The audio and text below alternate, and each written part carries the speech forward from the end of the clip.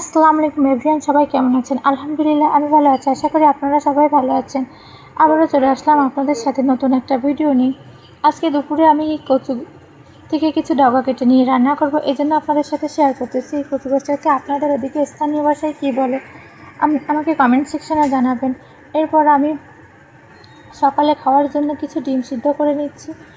এই যে আসলে যাদের বাচ্চা আছে তারা সকালবেলা খুবই তাড়াহুড়ো করে, আমিও করি, কারণ আমরা সবসময় চেষ্টা করি যে সকালবেলা উঠে বাবু ঘুম থাকতে থাকতে আমাদের যে বেশি যে কাজটা, বাইরের কাজটা, সব কাজগুলো তাড়াতাড়ি শেষ করার জন্য সবাই দ্রুত সব কাজ করে শেষ করার চেষ্টা করি আমি। এরপর আমি দুপুরের জন্য রান্না করতে চলে আসলাম। রান্না করার জন্য আমি প্রথমে পেঁয়াজটাকে ভেজে নিই।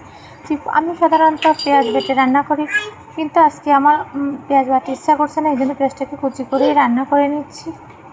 রান্না করার জন্য আমি প্রথমে ভালো করে মশলাটাকে কষিয়ে নিচ্ছি। এরপর মশলার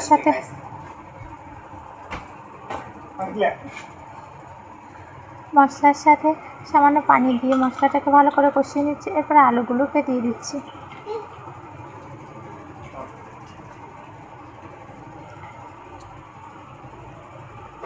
পাশে আমার বাবু খেলা করতেছে, আমার পাশের বাসার একটা বাবুর সাথে। আসলে দুপুরে যখন রান্না করি ও সবসময় আমার পাশের থেকে ঘোরাঘুরি করতে থাকে। ওকে কখনো কখনো আমার থেকে দূরে যায় না, সবসময় কাছেই থাকে। এই জন্য আমার অভ্যাস হয়ে গেছে, তেমন অসুবিধা হয় না। ও যেহেতু পাশে খেলা করে।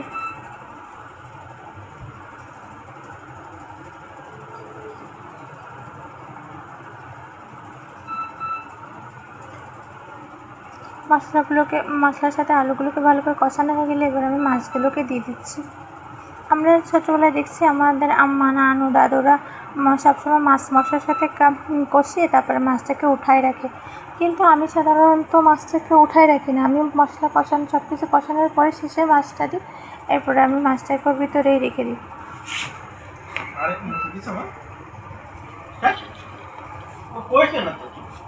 এরপর মশলাটার সাথে মাছটাকেও ভালো করে কষানো হয়ে গেছে। কালারটাও অনেক সুন্দর হয়েছে।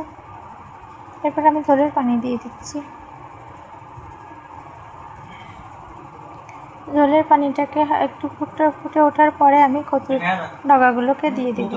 সাধারণত কচুর ডগা কাঁচা পানিতে দিলে বা ঠান্ডা পানিতে দিলে গলা চুলকায়, এই জন্য সবসময় চেষ্টা করা হয়। সবাই বলে যে কচু সবসময় ফুটান্ত পানিতে বা গরম পানিতে দেওয়ার জন্য। এরপর আমি কচুটাকে ঢাকনা দিয়ে কিছুক্ষণ ডেকে নিয়ে রান্না করে নিব।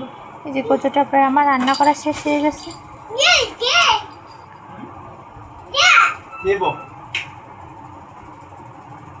এরপর আমি কচুটাকে নামিয়ে নেব। এই যে আমার রান্না কমপ্লিট। এরপর দুপুরে খাওয়ার সময় আমার মনে হলো যে চিংড়ি মাছ মাখা হলে খুবই ভালো হতো।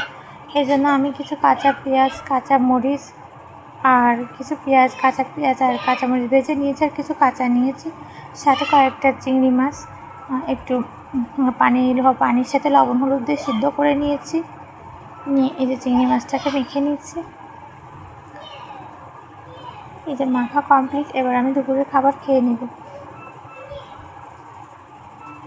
আজকের ভিডিওটা এই পর্যন্তই। আল্লাহ হাফেজ।